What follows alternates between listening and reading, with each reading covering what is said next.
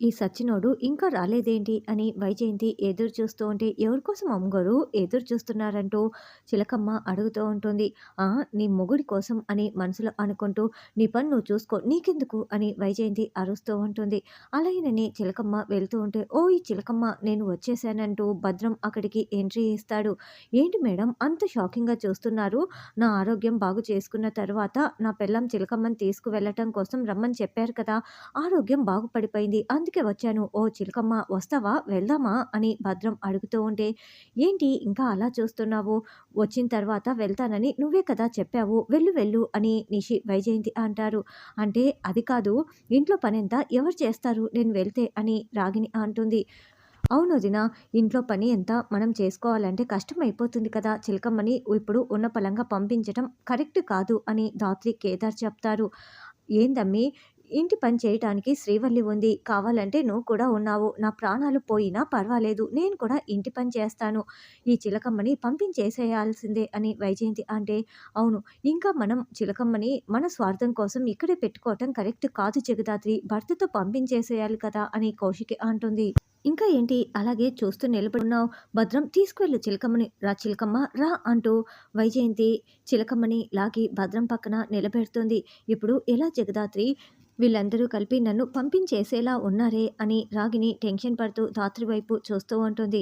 అత్తయ్య మళ్ళీ మనం భద్రంని ఇలా తీసుకువస్తామని వీళ్ళు అస్సలు ఊహించి ఉండరు. ఇప్పుడు చిలకమ్మ అడుగు బయట పెట్టాల్సిందే. అడుగు బయట పెట్టగానే ఈ చిలకమ్మ ఎవరు ఏంటి అన్నది మనకంతా తెలిసిపోతుంది. ఎటొచ్చి ఈరోజు గెలిచేది మనమే అత్తయ్య అని నిషి అంటే, అవునమ్మి అని వైజయంతి గుసగుసలాడుకుంటూ ఉంటారు. చూడు ఈరోజు ఎలాగైనా సరే నిన్ను ఇక్కడి నుంచి బయటికి తీసుకువెళ్తాను అని భద్రం రాగిన్‌తో మెల్లగా మాట్లాడుతూ ఉంటాడు. ఏంటి చిలకమ్మ ఇంకా అలా చూస్తూ నిలబడి ఉన్నావు? వెళ్ళి బట్టలు సర్దుకోవాలి కదా! సర్దుకో అని చూడు నీకు ఇక్కడి నుంచి వెళ్ళాలని ఉండదు. కానీ నీ భర్త ప్రేమతో వచ్చి పిలిచినప్పుడు వెళ్ళాలి కదా! అని ధాత్రి పైకి చెప్తూ, చూడు నువ్వు లోపలికి వెళ్ళిన తర్వాత నేను భద్రంని గదిలోకి పంపిస్తాను.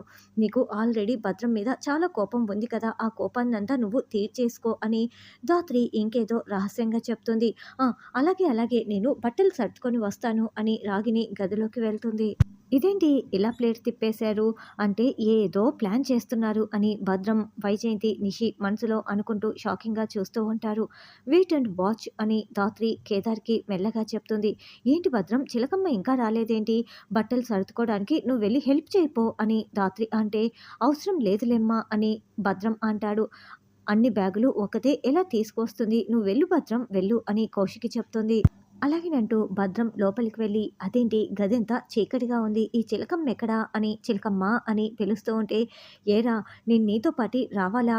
ఏంటి నువ్వు నన్ను తీసుకువెళ్ళటానికి వచ్చావా? అని చంద్రముఖిలాగా రాగిని మారిపోయి ఇక భద్రంని చావగొడుతూ ఉంటుంది. అదేంటి తలుపు కూడా వేసేసుకున్నారు. వెళ్లి చూద్దాం ఏం జరుగుతోందో అని నిషి అంటే, నిషి వాళ్ళు భార్యాభర్తలు మనం వెళ్లి చూడటం అస్సలు బాగుండదు అని ధాత్రి అడ్డుపడుతుంది.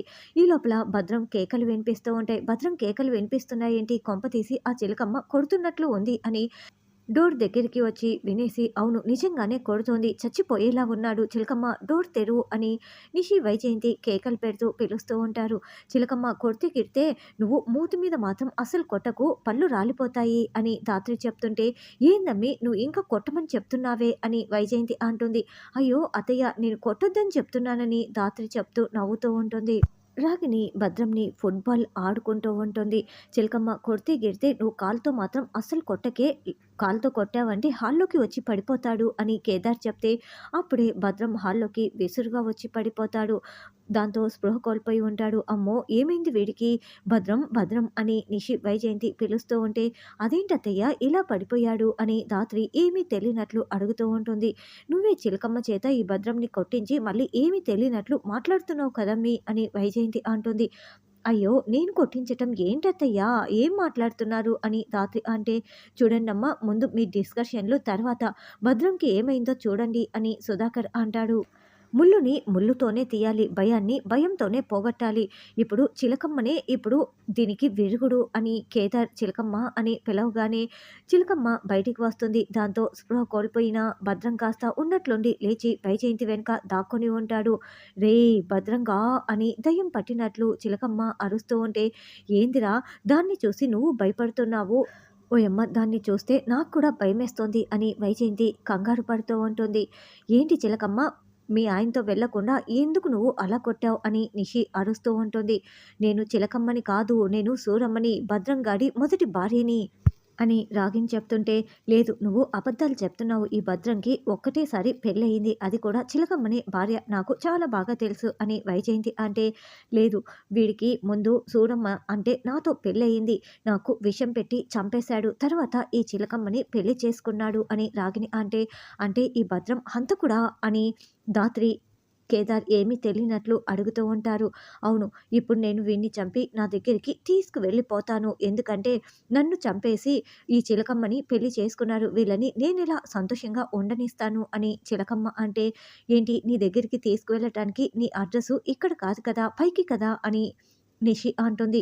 నేను చెప్తున్నది కూడా పైకే తీసుకువెళ్తానని చెప్తున్నా అని రాగిని అంటుంది. ఏంటి నాకు సూరమ్మతో పెళ్ళయిందా? నన్ను చంపేస్తుందా? పైకి తీసుకువెళ్ళిపోతుందా? అని భద్రం షాకింగ్‌గా వింటూ ఉంటాడు. చూడు చిలకమ్మ నువ్వు నాటకం ఆడుతున్నావని నాకు తెలుసులే అని వైజయంతి అంటుంటే, ఏంటి వైజయంతి నేను నాటకం ఆడుతున్నానా? అంటూ రాగిని దెయ్యంలాగా మాట్లాడుతూ వైజయంతిని వణికించేస్తూ ఉంటుంది. అమ్మో! నన్నేమి చేయకు అని వైజయంతి బతిమలాడుతూ ఉంటే, మరి నేను అబద్ధాలు చెప్తున్నానా? నేను సూరమ్మని కాదా? నేను సూరమ్మని అవునో కాదో నీకు చూపించనా? అని రాగిని దెయ్యంలాగా మాట్లాడుతూ ఉంటే, ఇప్పుడు ఈ భద్రంని కొట్టి కొట్టి నరకం చూపించి చంపుతావా? లేకుంటే నొప్పి లేకుండా చంపుతావా? అని కేదార్ దాత్రి అడుగుతూ ఉంటారు. అమ్మో! వద్దు వద్దు నన్నేం చెయ్యొద్దు అని భద్రం బతిమలాడుతూ ఉంటాడు. లేదు నేను చంపేస్తా. వీడిని చంపేస్తాను. నా దగ్గరికి తీసుకువెళ్ళిపోతాను అని కత్తి తీసుకొని పొడవబోతూ ఉంటే, వద్దు వద్దు నన్నేం చేయొద్దు. నేను చిలకమ్మని ఇక్కడే వదిలేసి వెళ్తాను. నన్ను ప్రాణాలతో ఉండనివ్వు. నాకు చిలకమ్మ అవసరం లేదు అని భద్రం చెప్తాడు. సరే నీకు చిలక అవసరం లేదు కాబట్టి చిలకమ్మని ఇక్కడే వదిలేసి వెళ్ళు. లేకుంటే నాతో పాటి నిన్ను తీసుకువెళ్తానని రాగిని చెప్తుంటే, ఇప్పుడు భద్రం చిలకమ్మని ఇక్కడే వదిలేస్తానని చెప్పాడు కదా! మరి ఇప్పుడు నువ్వేం చేస్తావు సూరమ్మ? నువ్వెక్కడికి వెళ్తావు? అని ధాత్రి అడగగానే చిలకమ్మ స్పృహ కోల్పోతుంది. కేదార్ వాటర్ తీసుకురా అని నీళ్లు చల్లి చిలకమ్మ చిలకమ్మ లే అని ధాత్రి లేపుతుంది. పాపం చిలకమ్మకి దెయ్యాలంటే చాలా భయం. ఇప్పుడు దెయ్యమే చిలకమ్మ ఒంట్లోకి దూరి బయటికి వచ్చేసింది. చిలకమ్మ స్పృహ కోల్పోయింది. చిలకమ్మకి ఎలా చెప్పాలనో ఏంటో పాపం కదా అని సుధాకర్ అంటే, ఏంది బో తెగ జాలి చూపిచ్చేస్తున్నావు అని వైజయంతి తిడుతూ ఉంటుంది. ఏంటి నాకేమైంది? ఏంటి నేను బట్టలు సర్దుతూ ఉండాలి కదా! ఇక్కడ ఉన్నానేంటి? అని ఏమీ తెలియనట్లు రాగిని అడుగుతూ ఉంటుంది. అంటే నీకేమీ గుర్తుకు లేదా? అని కౌశికి అడగటంతో, అవును ఏమీ గుర్తుకు లేదమ్మగోరు. నాకు తల పట్టేసినట్లుంది. తల తిరుగుతున్నట్లుందని రాగిని చెప్తుంది. ఏంటి భద్రం నీ మొఖానికి అలా దెబ్బలు తగిలాయి అని రాగిని అంటే, నేనే తలని గోడకేసి కొట్టుకున్నానులే అని భద్రం చెప్తాడు. ఇంట్లో భూకంపం సృష్టించి ఇప్పుడు ఏమీ తెలియనట్లు మాట్లాడుతున్నావా అని వైజయంతి అంటే, అత్తయ్య గారు గుర్తు చేయకండి. మళ్ళీ సూరమ్మ వచ్చిందంటే ఇంకేమైనా ఉందా అని ధాత్రి అంటుంది. ఏంటి నేను బట్టలు సర్దుకొని వస్తా రా భద్రం వెళ్దాము అని చిలకమ్మ అంటే, అయ్యో నువ్వు నాకు అక్కర్లేదంటూ భద్రం వెళ్తూ ఉంటాడు. ఏంది భద్రం తీసుకువెళ్ళు అని వైజయంతి అంటే, భద్రం వెళ్ళిపోతున్నాడు కదా! నువ్వు ఊరుకో పిన్ని. చూడు చిలకమ్మ ఏం జరిగిందో నీకు జగదాత్రి చెప్తుందిలే లోపలికి వెళ్ళు అని కౌశికి చెప్తుంది. భద్రం వెళ్ళిపోతాడు. ఛ అని నిషి వైజయంతి బాధపడుతూ ఉంటారు. భద్రం బయట కారు దగ్గర ఉంటే, ఏంది నీకు ఇంతకు ముందే సూరమ్మతో పెళ్ళయిందా అని వైజయంతి వచ్చి అడుగుతూ ఉంటే, వాళ్ళు నాటకం ఆడుతున్నారు మేడం. నన్ను పంపించేయటం కోసం నేను వెళ్ళిపోతున్నా అని భద్రం అంటే, ఇంకొంత డబ్బు కట్టల్ని ఇచ్చేసి, చూడు నువ్వు మూడోసారి రావాల్సిందే. ఇంతకంటే ఎక్కువ డబ్బులు ఇస్తానని వైజయంతి ఆశ చూపించటంతో, ఇంకొక్కసారి మాత్రమే వస్తానని భద్రం చెప్తాడు. సూపర్ ధాత్రి నువ్వు చెప్పిన ప్లాన్ చాలా బాగా వర్కౌట్ అయింది. అయినా కూడా నిషి వాళ్ళు సూరమ్మ లేదు అంతా నాటకం అని నిజం బయట పెట్టరని ఎలా గెస్ చేసి ఈ నాటకం ఆడించావు అని కేదార్ అడగటంతో, వాళ్ళు నాటకం ఆడుతున్నారు కదా కేదార్, ఇప్పుడు మనం ఏం చేసినా కూడా దానిని కప్పిపుచ్చుకోవటం కోసం వాళ్ళు ఏది కూడా అబద్ధమని చెప్పరు. ఒకవేళ అబద్ధమని చెప్తే వాళ్ళది అబద్ధమని తేలిపోతుంది. అదే మనకు ప్లస్ అయ్యింది అని ధాత్రి అంటుంది. ఏంటి జగదాత్రి నువ్వు అస్సలు కృంగిపోకుండా ప్లాన్ల మీద ప్లాన్లు భలే ఇస్తున్నావు. నువ్వు మామూలు జగదాత్రివి కాదు. సిటీని గడగడలాడించే జేడీవని నిషికి తెలిసిన రోజున భయంతో వణికిపోయి చచ్చిపోతుంది. ఎందుకంటే నీ మీద గెలవాలని చూస్తున్న నిషికి చెమటలు పట్టిపోతాయి అని రాగిని అంటుంది. నిషి వాళ్ళు ఇంతటితో వదిలిపెట్టరు. ఖచ్చితంగా భద్రంని మళ్ళీ తీసుకువస్తారు. ఎందుకంటే నీపై ఇంకా వాళ్ళకి డౌటు పెరిగిపోయింది అని ధాత్రి అంటుంది. "నీకు అంత ప్రాబ్లమ్ ఎందుకే? నన్ను ఇక్కడి నుంచి పంపించేసేయొచ్చు కదా!" అని రాగిని అంటే, "లేదు అత్తయ్య, ఇప్పుడు నిన్ను పంపించేసినా నిషి అసలు వదిలిపెట్టదు. నువ్వు రాగిని అత్తయ్యవే అన్న డౌటు నిషికి వచ్చేసింది. కనుక్కోటానికి ప్రయత్నిస్తుంది. ఏ ప్రాబ్లమ్ రాకుండా నేను చూసుకుంటాను కదా!" అని ధాత్రి అభయమిస్తుంది. "ఏంటి సోనీ ఇక్కడ కారు ఆపావు?" అని యువరాజ్ అడగడంతో, "ఇది మా ఇల్లు సార్. ప్లీజ్ కాఫీ తాగేసి వెళ్ళండి" అని సోనీ బతిమలాడుతూ ఉంటుంది. అలాగేనని యువరాజ్ లోపలికి వెళ్తాడు. ఇదంతా చూస్తున్న మురళి వెంటనే నిషికి ఫోన్ చేద్దామనుకుంటే ఫోన్ స్విచ్ ఆఫ్ అయిపోయి ఉంటుంది.